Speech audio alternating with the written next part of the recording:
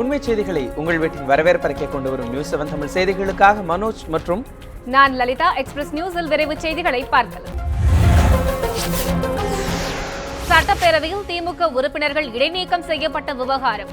ஆளுநரை சந்திக்கும் திட்டம் இல்லை என எதிர்க்கட்சித் தலைவர் மு.க. ஸ்டாலின் தகவல். கொளத்தூர் தொகுதி மக்களின் குறைகளை கேட்டு ஸ்டாலின். பிரச்சனைகளுக்கு மாநகராட்சி தீர்வு காண வேண்டும் எனவும் ஸ்டாலின் வலியுறுத்தல். சட்டப்பேரவையில் எதிர்க்கட்சிகளுக்கு ஆளும் கட்சி போதுமான வாய்ப்பு தர வேண்டும். மத்திய அமைச்சர் பொன் ராதாகிருஷ்ணன் சென்னையில் பேட்டி. தமிழக சட்டப்பேரவையில் நடந்து வரும் நிகழ்வுகள் வருத்தம் அளிப்பதாகவும் கருத்து. காவிரி விவகாரத்தில் கர்நாடக முதலமைச்சர் தெரிவித்த கருத்துக்கு வழக்கமானதுதான் எனவும் பேச்சு. மேற்கு வங்க மாநிலத்தில் நடந்த சாரதா சிட்ஃபண்ட் முறைகேட்டு வழக்கு. முன்னாள் மத்திய அமைச்சர் ப. சிதம்பரத்தின் மனைவி நளினி சிதம்பரத்திற்கு சம்மன். நேரில் விளக்கம் அளிக்குமாறு நளினி சிதம்பரத்திற்கு அமலாக்கத்துறை உத்தரவு. சாரதா சிட்ஃபண்ட் நிறுவனம் பொதுமக்களிடம் பல்லாயிரம் கோடி ரூபாய் பணத்தை மோசடி செய்ததாக புகார். ஓடும் ரயிலில் வங்கி பணம் கொள்ளை போன விவகாரம். புதிய கோணத்தில் விசாரணையை தீவிரப்படுத்த சிபிசிஐடி போலீசார் முடிவு. சேலத்தில் வட மாநிலத்தவர்கள் எந்தெந்த விடுதிகளில் தங்கியிருந்தனர் என்பது குறித்தும் ஆய்வு. வட மாநிலத்தவர்களின் செல்போன் எண், முகவரி ஆகியவற்றை சேகரிக்கிறது சிபிசிஐடி போலீஸ். கொள்ளை தொடர்பாக 36 பேரிடம் சிபிசிஐடி போலீசார் விசாரணை. துணைநிலை ஆளுநர் உரையுடன் தொடங்கியது புதுச்சேரி சட்டப்பேரவை. செப்டம்பர் 7ஆம் தேதி வரை நடைபெறுகிறது சட்டப்பேரவை கூட்டத்தொடர். கூட்டத்தொடரில் முக்கிய பிரச்சனைகளை எழுப்ப எதிர்க்கட்சியினர் திட்டம். புதிய அறிவிப்புகள் எதுவும் இல்லாத புதுச்சேரி துணைநிலை ஆளுநர் உரை. புதுச்சேரி மாநிலம் அமைதி, முன்னேற்றம், வளத்தை நோக்கிய செல்லும். புதுச்சேரி வளர்ச்சி பெற சட்டம் ஒழுங்கு சீராக இருக்க வேண்டியது அவசியம். சட்டப்பேரவையில் துணைநிலை ஆளுநர் கிரண்பேடி உரை. புதுச்சேரியின் முக்கிய பிரச்சனைகளில் ஆளுநர் தலையிட வேண்டும். சட்டப்பேரவைக்கு வந்த துணைநிலை ஆளுநர் கிரண்பேடியிடம் அதிமுக எம்எல்ஏக்கள் மனு. புதுச்சேரி சட்டப்பேரவையை 20 நாட்கள் நடத்த வேண்டும் என்றும் மனுவில் வலியுறுத்தல். சென்னை நேப்பியர் பாலத்திலிருந்து குதித்து இளம்பெண்.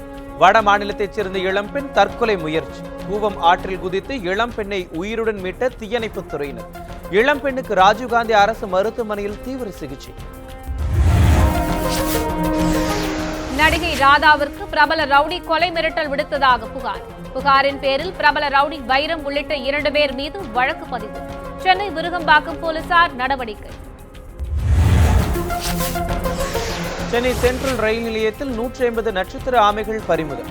பெட்டியில் ஆமைகளை கடத்தி வந்த நபர் தப்பி ஓட்டம். ரயில்வே போலீசார் வழக்கு பதிவு செய்து விசாரணை. சிறுபான்மை கல்வி நிறுவனங்களில் பணியாற்றும் ஆசிரியர்களுக்கு தகுதி தேர்வு கட்டாயம் இல்லை. கத்தோலிக்க கல்வி நிறுவனங்களின் கூட்டமைப்பு சார்பில் தொடரப்பட்ட வழக்கில் சென்னை உயர்நீதிமன்றம் உத்தரவு. விருப்பமுள்ள ஆசிரியர்கள் மட்டும் தகுதி தேர்வு எழுதிக் கொள்ளலாம் எனவும் உயர்நீதிமன்றம் ஆணை. திருவண்ணாமலை அருகே போலி சான்றிதழ்கள் அளித்து ராணுவத்தில் சேர முயற்சி. ராணுவத்தினர் கொடுத்த புகாரின் பேரில் 41 பேரிடம் காவல்துறையினர் விசாரணை. போலி ஆவணங்கள் எப்படி கிடைத்தது என்ற கோணத்தில் போலீசார் ஆய்வு. கொடைக்கானலில் மலை கிராமத்தில் 15 நாட்களாக மின்சாரம் துண்டிப்பு. மின்கம்பத்தில் லாரி மோதியதால் மின்சார சேவை பாதிப்பு. பல முறை புகார் அளித்தும் நடவடிக்கை எடுக்கப்படவில்லை என பொதுமக்கள் குற்றச்சாட்டு. மின்சாரம் வழங்க நடவடிக்கை எடுக்க வேண்டும் எனவும் கோரிக்கை. 3 பல்கலைக்கழகங்களில் காலியாக உள்ள துணைவேந்தர் பணியிடங்கள். காலி பணியிடங்களை நிரப்ப மாநில அரசு நடவடிக்கை எடுக்க வேண்டும். பாமக நிறுவனர் ராமதாஸ் தமிழக அரசுக்கு வலியுறுத்தல். துணைவேந்தர்கள் இல்லாமல் வெற்று அறிவிப்புகள் வெளியிடப்படுவதாக ராமதாஸ் குற்றச்சாட்டு. நீர் ஆதாரத்தை பெருக்குவதற்கு உண்டான நடவடிக்கையை மேற்கொள்ள வேண்டும். தமிழக அரசுக்கு தமாக தலைவர் ஜி.கே. வாசன் வலியுறுத்தல். மத்திய நீர்வள ஆணையத்தின் எச்சரிக்கையை தமிழக அரசு கவனத்தில் கொள்ள வேண்டும் என்றும் கோரிக்கை. தமிழகத்தில் 12 மாவட்டங்களில் வறட்சி ஏற்படும் அபாயம் உள்ளதாக மத்திய நீர்வள ஆணையம் எச்சரிக்கை. ஒசூர் அருகே மண்ணில் புதைந்த இளைஞர் பலி. லாரியில் இருந்து மண் கொட்டும் போது நேரிட்ட விபரீதம். இறந்தவரின் உடலை மீட்டு போலீசார் விசாரணை. சென்னையில் அரசு கூர்நோக்கு இல்லத்தில் மீண்டும் சிறுவர்களிடையே மோதல். மோதலில் காயமடைந்த சிறுவர்களுக்கு மருத்துவர்கள் சிகிச்சை. கூர்நோக்கு இல்லத்தில் இருந்த பொருட்களை அடித்து உடைத்த சிறுவர்கள். கூர்நோக்கு இல்லத்தில் 50க்கும் மேற்பட்ட போலீசார் குவிப்பு. கொல்லிமலையில் 5 லட்சம் ரூபாய் கட்டு 4 வயது சிறுவன் கடத்தப்பட்ட சம்பவம். கடத்தலில் ஈடுபட்ட இளைஞரை கைது செய்தது காவல்துறை.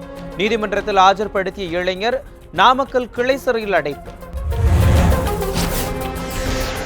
சென்னை திருவொற்றியூரில் சிலை திருட்டு சம்பவம் நடந்ததன் எதிரொலி. தீனதயாளனிடமிருந்து கைப்பற்றப்பட்ட சிலைகளுக்கு துப்பாக்கி ஏந்திய போலீஸ் பாதுகாப்பு. திருடப்பட்ட 5 பொன் சிலைகள் வெளிநாட்டில் விற்பனை செய்யப்பட்டதா என போலீசார் விசாரணை. திட்டக்குடி அருகே பிளேடால் கழுத்தை அறுத்து சிறுவன் கொலை. காவல்துறைக்கு தகவல் தெரிவிக்காமல் சிறுவனுக்கு இறுதிச் சடங்கு நடத்த முயற்சி. ஊர் மக்கள் தெரிவித்த புகாரின் பேரில் சிறுவனின் உடலை கைப்பற்றி போலீசார் விசாரணை. சந்தேகத்தின் பேரில் பெற்றோரிடம் காவல்துறையினர் தீவிர விசாரணை. கோவையில் கட்டுக்கட்டாக பிடிபட்ட கணக்கில் வராத 70 லட்சம் ரூபாய் பணம். போலீசாரின் ரோந்து பணியின் போது இருசக்கர வாகனத்தில் வந்தவர்களிடம் இருந்து பறிமுதல். ஹவாலா பணமாக இருக்கலாம் என்ற கோணத்தில் போலீசார் விசாரணை. சென்னையில் ஆபரண தங்கம் 1 கிராம் 4 ரூபாய் குறைந்து 2980 ரூபாய்க்கு விற்பனை. 1 சவரன் 32 ரூபாய் குறைந்து 23,840 ரூபாய்க்கு விற்பனை. வெள்ளி கிராமுக்கு 40 காசுகள் குறைந்து 48 ரூபாய் 70 காசுகளுக்கு விற்பனை. வெப்பச்சலனம் காரணமாக தமிழகம் மற்றும் புதுவையில் மழைக்கு வாய்ப்பு. சென்னை வானிலை ஆய்வு மையம் தகவல். வெப்பத்தின் தாக்கம் மேலும் அதிகரிக்கும் என அறிவிப்பு. சென்னையில் வானம் மேகமூட்டத்துடன் காணப்படும் எனவும் தகவல். சாலை விபத்தில் நடிகர் விஜயின் தந்தையும் இயக்குநருமான SA சந்திரசேகர் காயம். கேரள மாநிலம் குமரகம் பகுதியில் காரில் சென்றபோது விபத்து நேரிட்டதாக தகவல். தலை முதுகில் காயமடைந்த SA சந்திரசேகருக்கு கோட்டயம் மருத்துவமனையில் சிகிச்சை. புகழ்பெற்ற புகைப்பட கலைஞர் ரமாமணி உடல்நலக்குறைவால் காலமானார். 200க்கும் மேற்பட்ட மலையாள படங்களில் புகைப்பட கலைஞராக பணிபுரிந்துள்ளார் ரமாமணி. கமலின் இந்தியன், காதலா காதலா உள்ளிட்ட பல்வேறு படங்களில் நடித்துள்ளார் ரமாமணி. உலகின் அதிக சம்பளம் வாங்கும் நடிகைகளின் பட்டியலில் இடம்பெற்றார் தீபிகா படுகோன். போப்ஸ் பத்திரிகை வெளியிட்ட பட்டியலில் 10வது இடம் பெற்றார் தீபிகா. வருடத்திற்கு சுமார் 60 கோடி ரூபாய் சம்பளம் வாங்குவதாக தகவல். அதிக சம்பளம் வாங்கும் பட்டியலில் முதலிடம் பிடித்துள்ளார் ஜெனிஃபர் லாரன்ஸ்.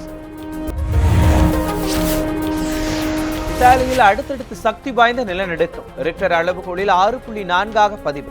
கட்டிட இடிபாடுகளில் சிக்கி 10 பேர் பலியானதாக தகவல். இடிபாடுகளில் சிக்கியுள்ளவர்களை மீட்கும் பணிகள் தீவிரம்.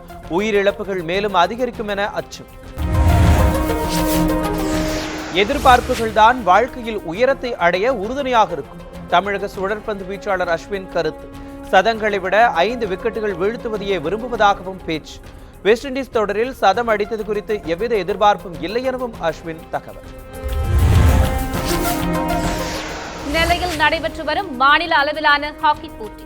2வது நாள் ஆட்டத்தில் ஆர்வத்துடன் கலந்து கொண்ட ஹாக்கி வீரர்கள். மதுரை, தஞ்சாவூர், ராமநாதபுரம் அணிகள் அடுத்த சுற்றுக்கு முன்னேற்றம். இத்துடன் நியூஸ் 7 தமிழில் எக்ஸ்பிரஸ் நியூஸ் நிறைவடைகிறது. மேலும் பல செய்திகளுக்கு இணைந்திருங்கள் நியூஸ் 7 தமிழுடன்.